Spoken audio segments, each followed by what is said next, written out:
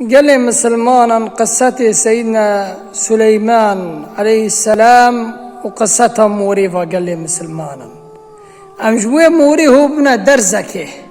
چه درزه ام ببیسن قصتي خوچيه. سيدنا سليمان بانا موري كر موري را كلميا بموري را قو موري تچن حب جانما اوجيت صالح دخي صالح گيش كي چكو استيرتت كي موري قو يا سيدنا سليمان قو دحبت هنه بسي منن رابو سيدنا سليمان او موري اكرا ششاكي ودحب جانما ولا جون بيرا كريك وسار قرت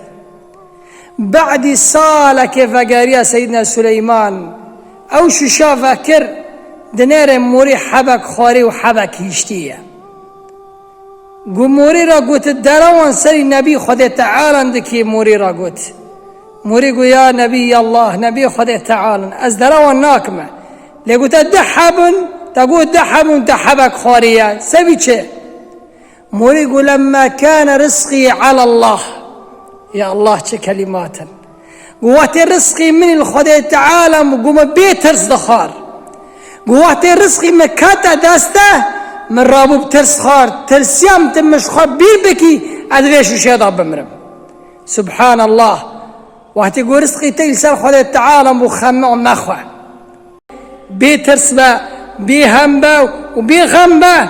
لانه رزقي تلجم واحد الاحد الجم خدي تعالى